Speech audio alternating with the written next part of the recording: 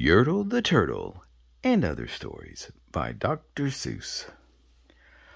On the faraway island of Salamasan, Yertle the Turtle was king of the pond. A nice little pond. It was clean, it was neat. The water was warm, there was plenty to eat. The turtles had everything turtles might need, and they were all happy, quite happy indeed. They were, until Yertle, the king of them all, decided the kingdom he ruled was too small.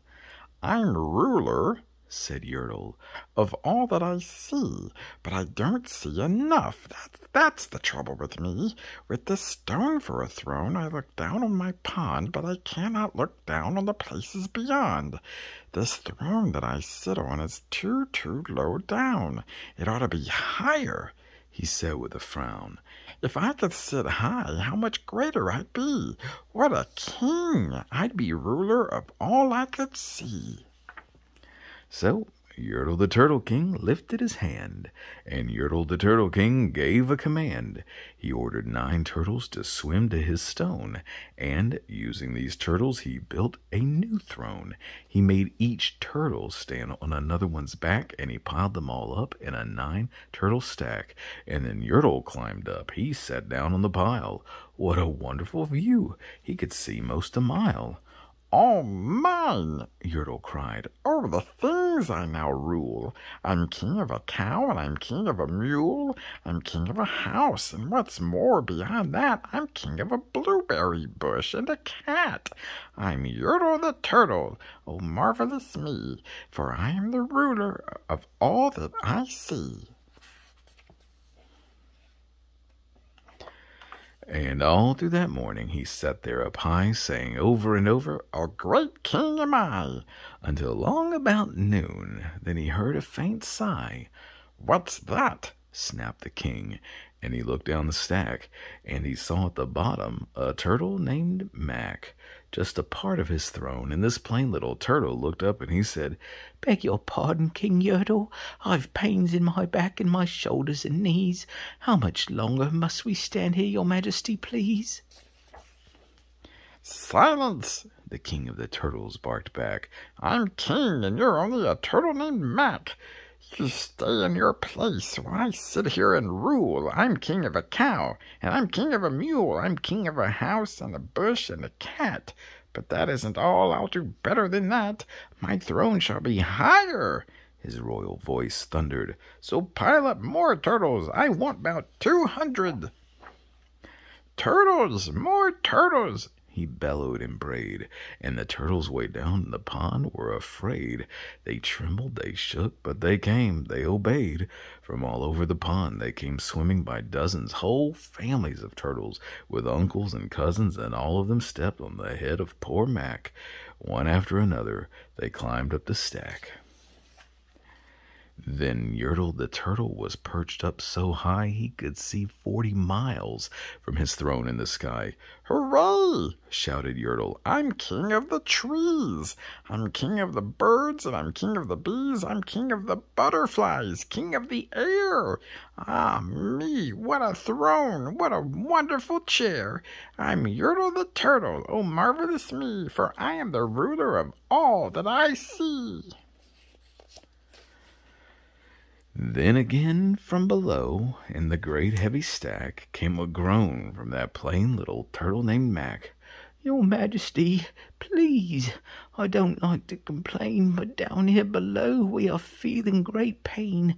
I know up on top you are seeing great sights, but down at the bottom we too should have rights. We turtles can't stand it. Our shells will all crack. Besides, we need food. We are starving," groaned Mac. "You hush up your mouth!" howled the mighty King Yertle.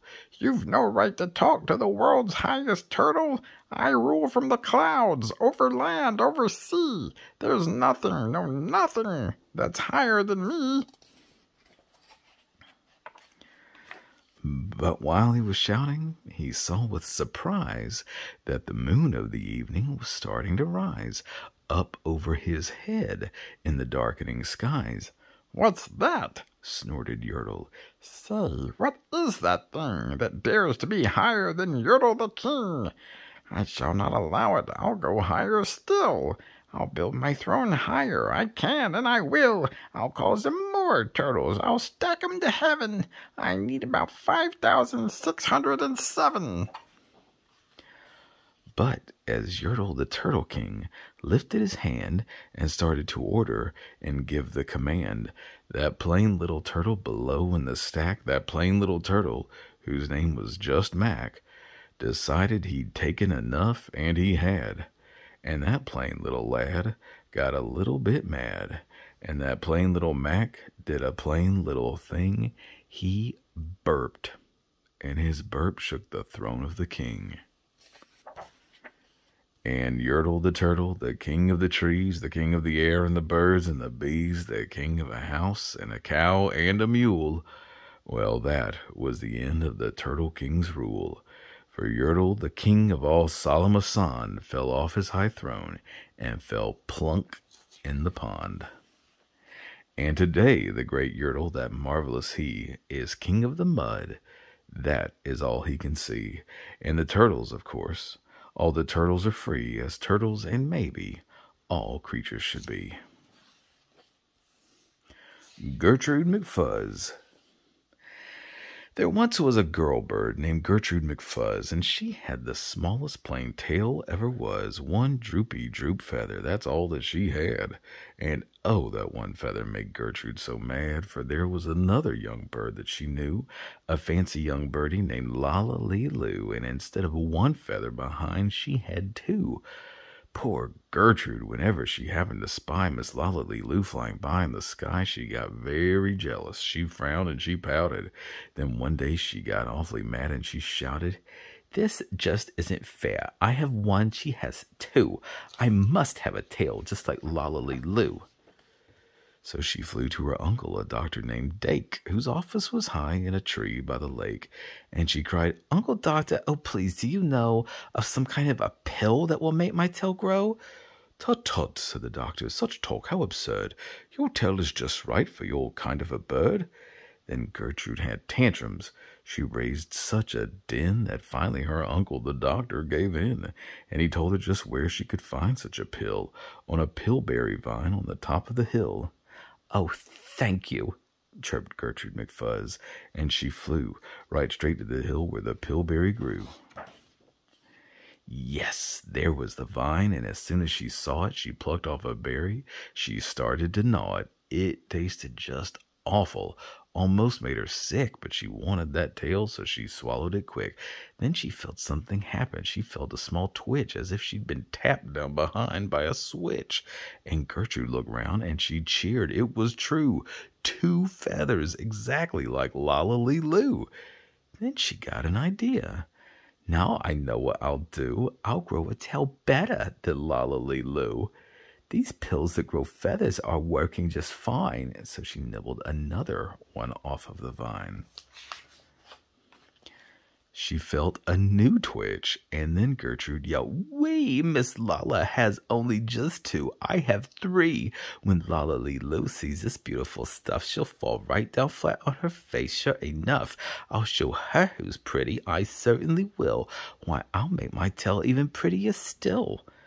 She snatched at those berries that grew on that vine. She gobbled down 4, 5, 6, 7, 8, 9, and she didn't stop eating, young Gertrude McFuzz, till she'd eaten 3 dozen. That's all that there was. Then the feathers popped out with a zang, with a zing. They blossomed like flowers that bloom in the spring, all fit for a queen. What a sight to behold! They sparkled like diamonds and gumdrops, and gold like silk, like spaghetti, like satin, like lace. They burst out like rockets all over the place. They waved in the air, and they swished in the breeze, and some were as long as the branches of trees. And still they kept growing. They popped and they popped until long about sundown, when finally they stopped. "And now," giggled Gertrude, "the next thing to do is to fly right straight home and show Lala Lee Loo. And when Lala sees these, why, her face will get red, and she'll let out a scream, and she'll fall right down dead." Then she spread out her wings to take off from the ground, But with all of those feathers, she weighed 90 pounds. She yanked and she pulled and she let out a squawk, but that bird couldn't fly, couldn't run, couldn't walk. And all through that night, she was stuck on that hill. And Gertrude McFuzz might be stuck up there still if her good Uncle Dake hadn't heard the girl yelp. He rushed to her rescue and brought along help. To lift Gertrude up almost broke all their beaks, and to fly her back home, it took almost 2 weeks, and then it took almost another week more to pull out those feathers. My, Gertrude was sore. And finally, when all of the pulling was done, Gertrude, behind her, again had just one, that one little feather she had as a starter. But now that's enough, because now she is smarter. The Big Brag. The rabbit felt mighty important that day on top of the hill in the sun where he lay. He felt so important up there on that hill that he started in bragging, as animals will, and he boasted out loud as he threw out his chest. Of all the beasts in the world, I'm the best. On land and on sea, even up in the sky, no animal lives who is better than I. What's that? Growled a voice that was terribly gruff. Now why do you say such ridiculous stuff? The rabbit looked down and he saw a big bear. I'm the best of the beasts, said the bear, and so there. You're not, snapped the rabbit. I'm better than you. Pooh, the bear snorted. Again I say pooh. You talk mighty big, Mr. Rabbit, that's true, but how can you prove it? Just what can you do? Thought the rabbit. Now what can I do? He thought and he thought. Then he finally said, Mr. Bear, do you see these 2 ears on my head? My ears are so keen and so sharp and so fine, no ears in the world can hear further than mine. Humph, the bear grunted. He looked at each ear. You say they are good, said the bear with a sneer, but how do I know just how far they can hear? I'll prove, said the rabbit. My ears are the best. You sit there and watch me. I'll prove it by test. Then he stiffened his ears till they both stood up high and pointed straight up at the blue of the sky. He stretched his ears open as wide as he could. Shh, I'm listening, he said as he stood. He listened so hard that he started to sweat, and the fur on his ears and his forehead got wet. For 7 long minutes he stood, then he stirred, and he said to the bear, Do you know what I heard? Do you see that far mountain? It's 90 miles off. There's a fly on that mountain. I just heard him cough. Now the cough of a fly, sir, is quite hard to hear when he's 90 miles off, but I heard it quite clear. So you see, bragged the rabbit, it's perfectly true that my ears are the best, so I'm better than you. The bear for a moment just sulked as he sat, for he knew that his ears couldn't hear things like that. This rabbit, he thought, made a fool out of me. Now I've got to prove that I am better than he.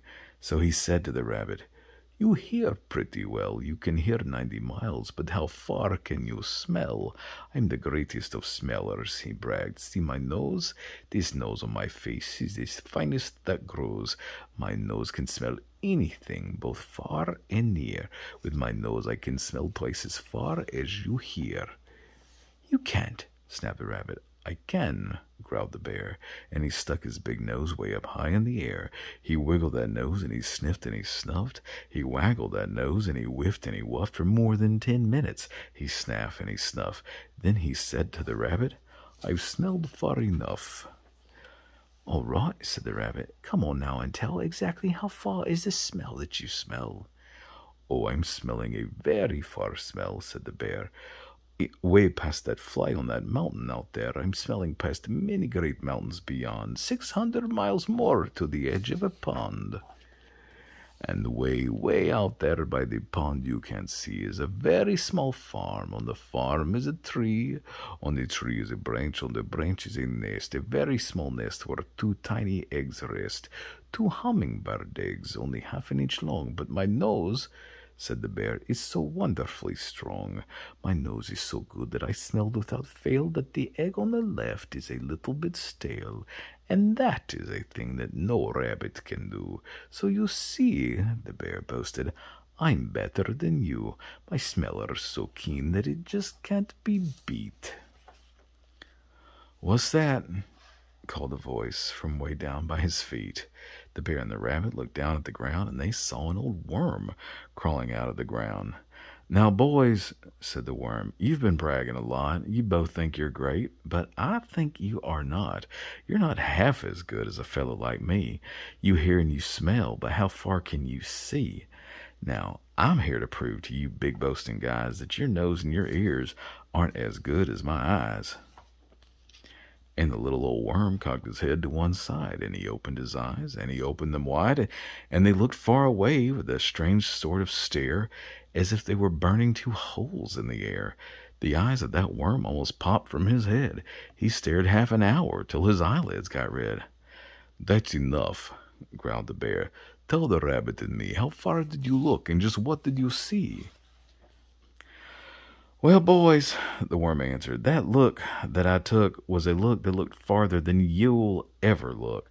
I looked across the ocean way out to Japan, for I can see farther than anyone can. There's no one on earth who has eyesight that's finer. I looked past Japan, then I looked across China, I looked across Egypt, then I took a quick glance across the two countries of Holland and France, then I looked across England and also Brazil, but I didn't stop there. I looked much farther still, and I kept right on looking and looking until I looked round this world and right back to this hill, and I saw on this hill, since my eyesight's so keen, the two biggest fools that have ever been seen, and the fools that I saw were none other than you, who seem to have nothing else better to do than sit here and argue who's better than who.